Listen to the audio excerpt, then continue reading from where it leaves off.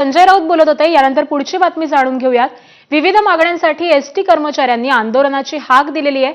आजपासून आझाद मैदानावरती एसटी कर्मचारी आंदोलनाला बसणार आहेत। कर्मचाऱ्यांची थकीत 4,000 कोटींची देणी देण्यात यावीत यासाठी कामगार संघटना, कृती समितीसह अन्य संघटनांकडून आंदोलनाचा इशारा देण्यात आलाय।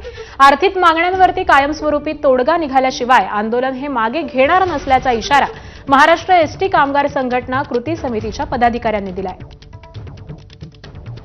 आणि आज संदर्भातले अपडेट घेऊयात आपले प्रतिनिधी अभिषेक मुठाळे यांच्याकडून।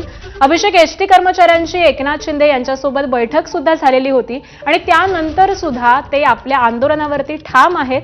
त्यांची नेमकी मागणी काय आहे, काय अपडेट्स आहेत?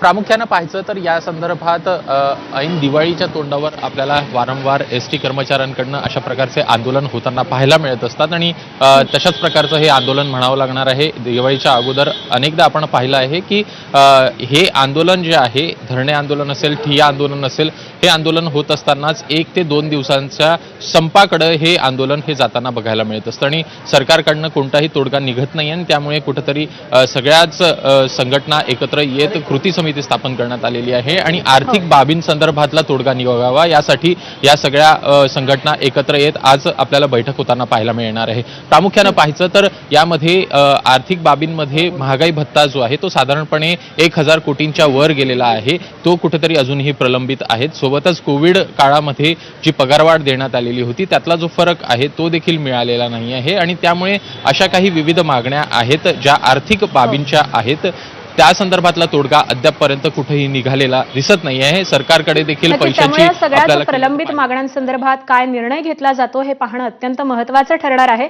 धन्यवाद अभिषेक।